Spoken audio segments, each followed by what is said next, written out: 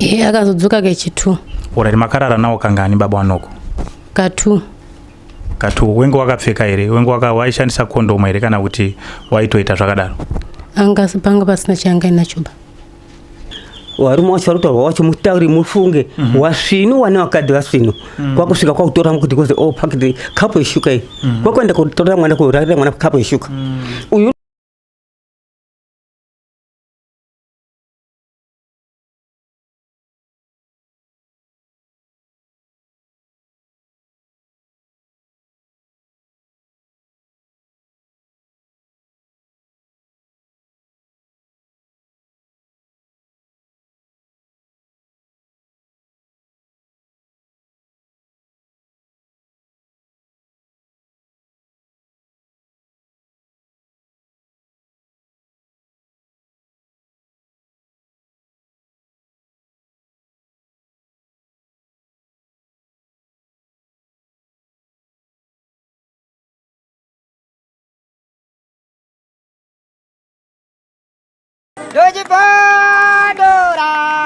Doji Pandora jeje.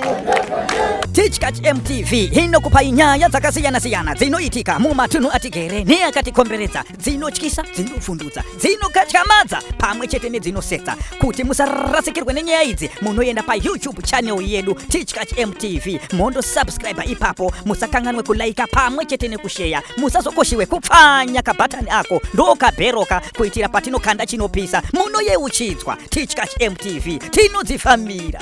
Doji Pandora jeje.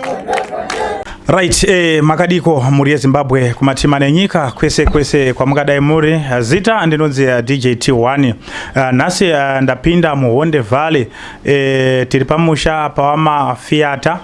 Apo pane zvatiri kuda kuti timboite hurukuro na mama tinzwe kuti zviri kufamba sei uye zvakambomira sei. Zvizhinji tichazvinzwa kubva muhurukuro yandichaita panapa na mama.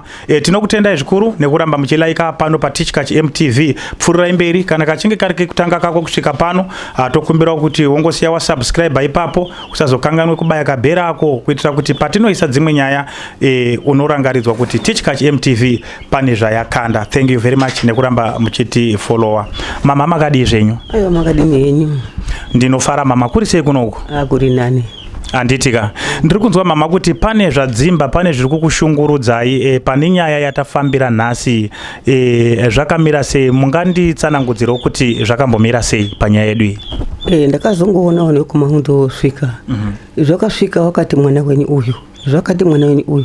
Alright. Sorry mama, ndoda kuti munditsanangudzire kuti musikana uyu ndimi maigara naye. Musikana uyu mwana muzukuru wangu. Mai acho akashaika ndikaseva ine 4 years. Ndikasana ndikachengeta mwana uyu kusvikana nhasi ndaindomuchengeta kusvika azodini azosumuka ndakwane kusumuka ndakamaundi. Sepfungwa dzakada kuti dzokese idze mwana adzinyati kubuda zvakanaka kutara kwacho nekuita kwacho ndakaona kwakandodini kwakandosiyana. Saka izvozvi kuzotorwa kwakazoita kuva maunzi akazondotorwana nemurume wakaengaina takandoona dzakadi wakandofanana wafungwa dhawo. Saka ndakanotanga kuti zvina mhosva. Saka wakatorana kuenda kwamaunzi. Mazvida ere mbuya mwanaite uri wakadini wakatorwa kwamaunzi ngeta zvina ndaba. Ngorogara nemwana mumba vari musikana zvingorewa ere. Saka wakandosumuka kabvaenda. Ino mabasa akazonda kuita kwamaunzi kwachokugara kuita mwana une wana watatu wari ikoko. Okay. Ino ndakazongozwa kuti mwana wenyu waita musikazwa. Waita musikazwa kwaitikeni. Kazooneka ari mudzimba dzawo. Uri kudaya nevarume vano. Okay. Ndizoona wakuuya nemwana samukuru wacho wabvaya nemwana. Izvaya nemwana kazi mwana wenyu mutaurire mwana kuti wasawanika inini waoneka ine varume vanga inawo. Varume vanga inawo. Vanhu vacho vakatsaruka nereka kuti vasikuziva kuti mwana uyu pfungwa dzake dzakadini dzakandodaro kuti vaone kuti vanhu vasvinu vangoenda kodanana nemwana wakadarika. Ndipo pakandirwadza mwana wangu kuti zvichina ndoba. Saka ndikaendigare mwana wangu ndichinchi kuti ndikushande kukwirawo madaro. Ndizive kuti chinchi chingoitika. Saka iye muchandozwa kuti madanho acho chinhu chakazoitika kuti adaro, asi ndakaona kuti mwana wangu pfungwa ndikadini dzakandosiyana. Saka iwo vanhu kwavo ndiwo wakaenda kudini kuparadza mbaya mwana wangu. Ndiko zvakandinetsa. Saka muri kuona madanho adini adaro. Alright, ndinotenda mama. Saka muzukuru uyu muzukuru wenyu enga ane nguva yakareba sei? Ane makore mangana ari mumusha? Mati kunonzi kwani senime Maunze. Kwa Maunze. Enga ane nguva yakareba sei ari kwa Maunze? Makore mangana. wagara wana 3 years. Mwana 3. Wana wani 3 anchaze ngukuri basi one watatu. Ani wana watatu. Wariyo wamwasha kunda kuchikoro mwacho dangu lake. Rotunda kuchikoro.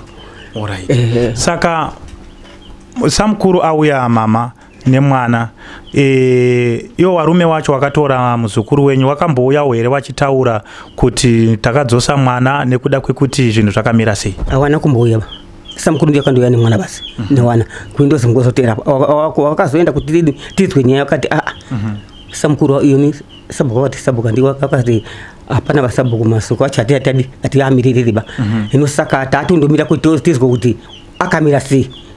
Saka utizwe masoko cheko maonze kuti wari kufungei kana kuti wari kudini nensenda zwa statement yao wakanoti mwana wenyu basi. Alright. Ndi zvakandoita.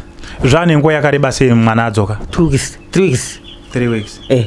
Ko wana wake wakasara ikoko. Wana wacho wari ikoko. Wakasara ikoko. Kwa maonze kwacho ikoko. Okay. Saka iye muzukuru kubva paakabva ikoko asiya wana ari kumbodzokerera achindotarisa wana achimboona kuti wana wari sei. Wakazi adzoke kunoba. Musara mapedza nyaya dzenyu. Ndizvo zvakataurwa zvacho. Nyaya dzauri kuda kuti dzinge dzichigadziriswa pa inyaya dzipi? Kuzoka mwana wenyu wakadini wakaita musikazwa newarume awo. Ino ndipo ndakabvunza kuti iwewe warume wari kutaurwa uri kuwaziwa here chokwadi chinhu chakaitika.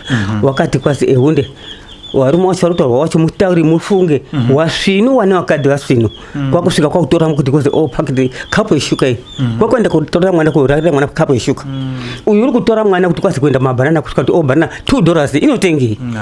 Ndakarwadziwa kuti ani kuti ndakati wakapiwa mari ika ndakapiwa $2 wanga uri kudeni hapana yoni shuka ichi wakapiwa ichi kapu yeshuka murume wacho ndiani wakakopa kapu yeshuka ndi baba wamebo anga ari kudei wakandi ndikukuda munofunga miti kuita here murume mukuru musvini une nemhuri dzake nemukati wake. Aini pakandinetsa ndikati hazvina mhosva ndipo kuzobatwa aine uyu anga ine washo asi wakurume wacho ifo wakabatwa nawacho uyu aipinda izvo wakazodara nemurume uyu wakakubeka za haana chakandipaba uyu wakumabhanana kwezondiya wakazondipeni wakazondipa $2. Ino zvakandonesa kati tinandawaba rekandigane mwana mutone chandotongwawo tizwa kuti matara angoti kudini ngenyaya yacho kuti wachateerwa kuti hunde zvakanaka tadini tazvizwa hapana chakazomboita hino takandomira kuti wari kuda kuuya here wakati imime ndemotonge mwana wenyu ine handichazivi ndingaitawo senyi papa. Alright, ndinotenda mama. Saka wanu mazita aitaurwa yachinzi ningi wekwaningi munotowaziwa here wana? Inini wanu ikoko ndinowaziwa asi kuziwa mazita acho ndondikaziva baba wamebhoyo ni story yake dani. Okay. Wese mani kuti unge wani yokureba mani inharaunda yamanix door wacho hakusuti ngowe kure kana kuti kudini manix door wawo wangobvenda kuparadza umba yemwana asi izvoti mwana ifungwa dzake dzakasiyana murume wacho zvakandofanana asi zvakandirwadza kuti hazvichina ndawaba tichazondosvikawo kuti matara angotiteerwa kuti kudini pane vanhu vakadaro wasvinu wane dzimba dzawo newana wavo wakuenda kuparadza umba yemwana wangu nherera zvakandirwadza. Aiwa zvino zvinorwadza mbuya. Aiwa tinotenda zvikuru nekutsanangura kwakanaka. Chiregai tichimbonzwa kwaari iye musikana tinzwa kuti zvakafamba sei uye zvinotozviita sei. Regai timbonzwa kubva kwaari tinzwa kuti anokwanisa here kutaura nezvo. Right, makadiko tete Ivoni? Tiripo makadiwa. Tinofara hedu. So pane nyaya yandiri kuda kuti munyatse kunditsanangudzira mune zvakanaka tete Ivoni. Ndanzwa kuti makanga makarorwa kwamaunzi. Ndiko ndakarorwa. Alright, chii chakaita kuti muzodzoke kumba? Wakakudzosera ichi? Wakandidzokesa kwazi inyaya yewarume wakandidzokesera. Anzi nyaya yewarume wakakudzokesera imimi? Anzi warume wari kuita sei? Kwazi yechihure. Nyaya yechihure. Asi imimi warume wacho muri kuzviziwawo here kuti makamboita chihure nawo? Iye akatanga ndi baba wanoku. Alright, taurai. Baba wanoku ndiye akatanga kuya. Akatanga kuya zvikazi go kugoyi. Panga paina mpuyi. Zvikazi mpuyi svika henyu. Zvikazi mainini ndine kambwa kandinako. Anzi ndine chi? Kambwa. Vanata mune kambwa nini inini handidaka yansudaka mbwaba asi angaruda kambwa murume wangu ndiye angarukada. Zvikazi alright kwaubva adzika kwanga kuine murume wangu uya adzika kwanga kuine murume wangu zvikazi aba munini ndataura nani kuti kaukayakaya munakwere kwabva chiuya paumba auya paumba bono kuya uya kwauchito vatambataka huku tambatira ndineke mwana kangu kari ECD ndiko kataka vatamuti iye bvaenda kugeti rekumaraisi sasa mainini mimi musatume mwanaba uye inayo nata inini vazimbia mimi baba wano murutadza mazorekerere kuuya kudini kuibatira bomba vana sasa vandandoti maini adini tiende tese kumba kwangu asini kumba kwakana andinozoendaba kwabva achiuya futi kechi3 zvasama ini ndudini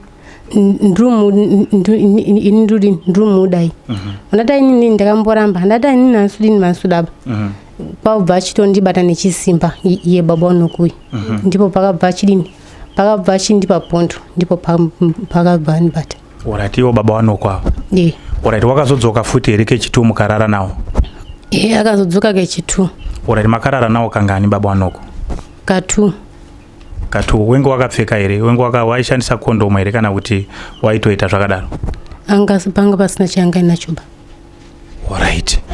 alright saka ndo wakakupai pondo ndio kandipa makarara nawo pai mabanana alright aiwa tinotenda nekutsanangura kwakanaka right ko umwe wacho wechi2 ndiani futi mwacho ndi Samsori wakaita sei wakauya sei Samsori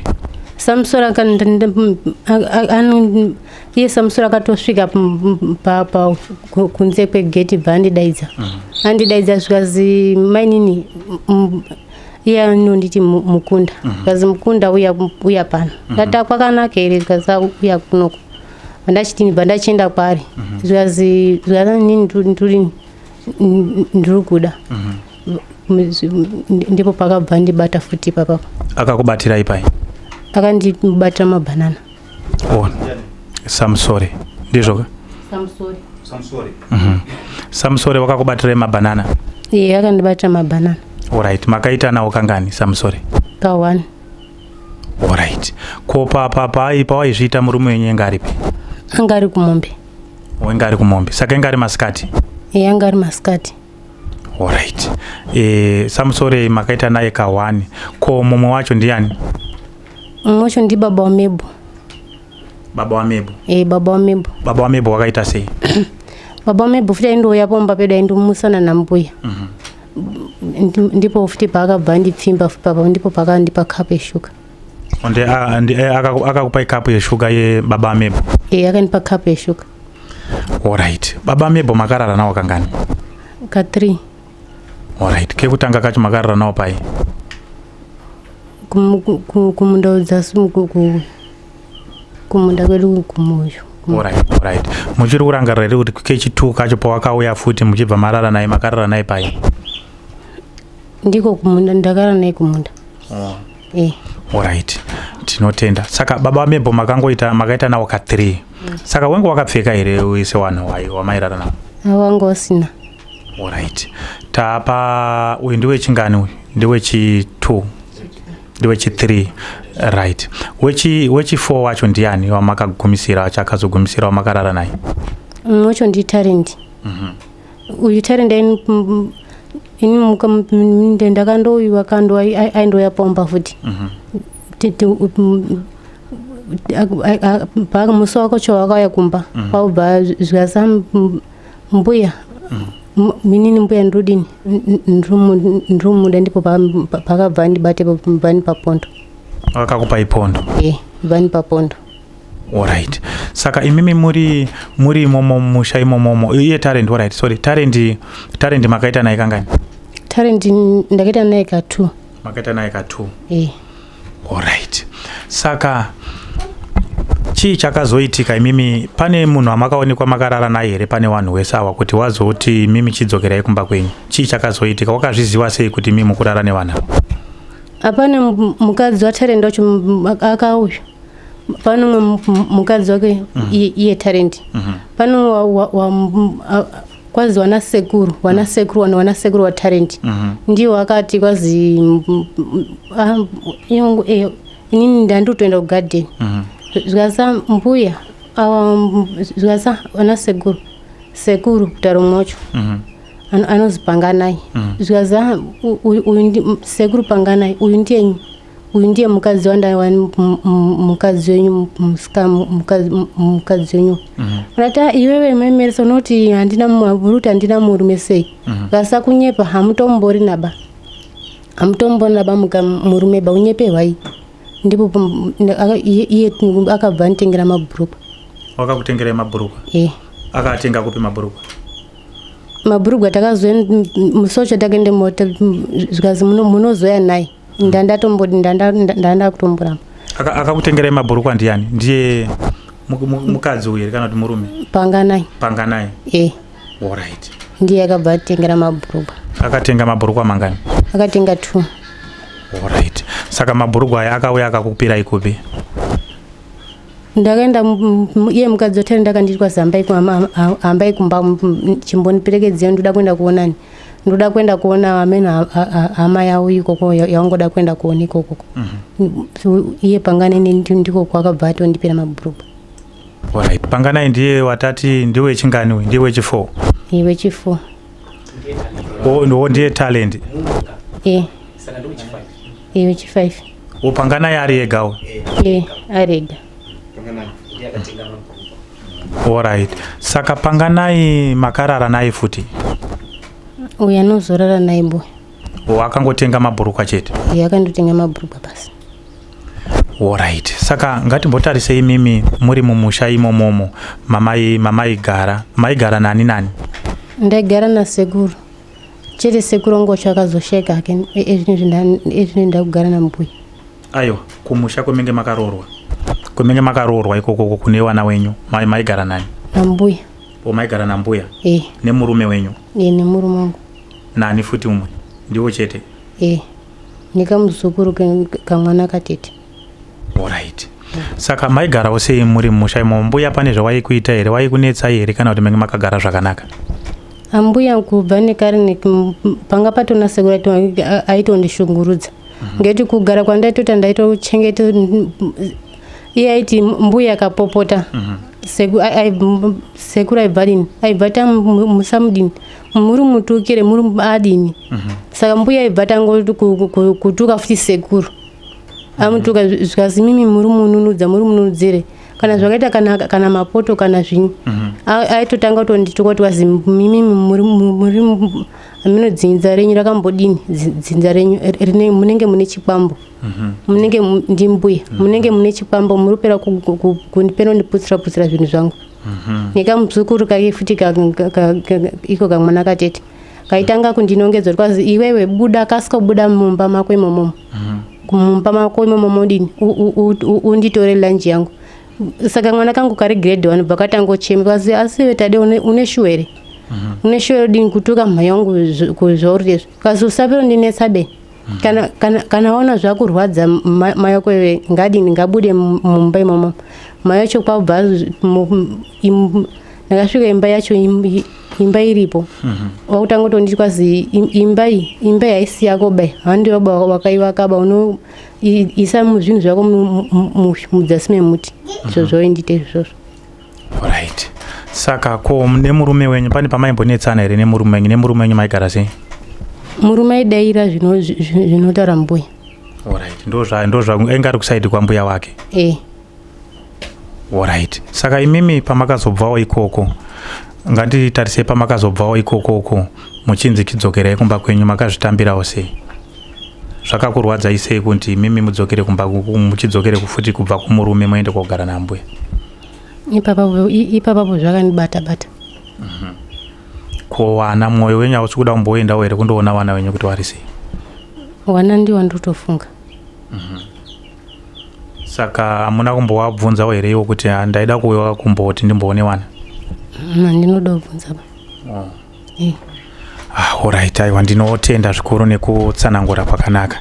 Chirega tisiye tozonzwa kuti nyaya yacho na tinoifambisa sei maita basa nekuti tsanangurira baba hana mai ana kana kudini kana mugari ndaindoita naye sekundisira ndakaita mai wacho aine 3 years ndakasana ndikachengeta mwana wangu kuchengeta ndikagara ndichitarisawo chokwadi ndichitarise ndiona unokura kwake kukaita unofana toona kana uri murume unofana toona kana uri mukadzi kana uri mai utaso kuti pfungwa dzemwana wangu dzakamira dzakadai ungofana kuti undodziumbiridza kudani uchidari uchidziumbiridzawo saka ipo papo manje ndindikura ndichindo mwana wangu kusvika izvozvi azozive zvaari kana kuzoziva kuti azodini azinde kumaunzi kuzongoti watotorwa kumaunzi nditarise mudi ndini vanditarisawo ndibva ndatarisao kana murume wacho wakaita kuti azvichina ndoba mwari ngadini ngakuti wangozochengetana ndibva ndatarisa pfungwa dzemurume kana dzake ndakaona dzakafanana ndikati wangochengetana hawo hatina ndoba asi awa ndiwo wanga kudini kuvhiringidza kana wanga watsada wa mwana wangu kana kuti kudiba kuti wachisara nevazukuru wavo ungoda vasina kuda baba kuzoti famba uende hure ibva mukati memusha yedu dawa kwaya kunyatsa kutaurawo zvakanaka nokutsa mukuru wakandouya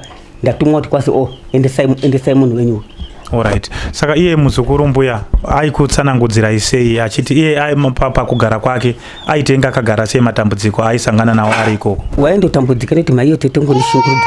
Mbuya wangu ndituka ngoti zvakati kadani ndeo chiro brush chino utsvina haitokundotora mbuya wacho zvechokwadi ipapapoka kana mbuya wacho apo ndakambosvika kuti tasvika panamo ndakabva ndasidini kana mai wake manini wake wakasiwa kuti aiti mai panzvimbo wakabva asumuka ngeshungu nemasoka atamba chino utsvina ichi chingotofanira chisina chisasikamu kutuka nini ndiripo zvingoita ere handii munotukana henyu muri mwega wakabva atuka mwana wangu ndiripo tiri padambudziko remurume wake futi saka mwana wangu iye mwana wacho mai wacho wakazi ndiye mai Sarapawana wakabvara mwaibva ndobuda bva ndakati ni mai mukuti kuita ere kana dai muri kanganisa nemuroro kwatuka kutuka tiripo ere waiona muroro wako ungasasika mungasika zechinoba asi ungofana kuti kangaona muroro wako asina dzakaona ungofana kuumbiridza semwana wako ino apa mbuyo wacho angasika iti saka ipopo ndakadhangu azvina ndawaba ningotora mwana wangu sezi kunza wakakata samukuru kanoti ndasiendesa ndizvo motsatsa zvakauredziwa nisatatidzwa kuti wazounze chinhu chakaitika ini handisati ambonda kuti wakazomboteerawo hapana. Alright. Aiwa tinotenda mbuya nekutsanangura kwakanaka maita basa. Ngatichiziya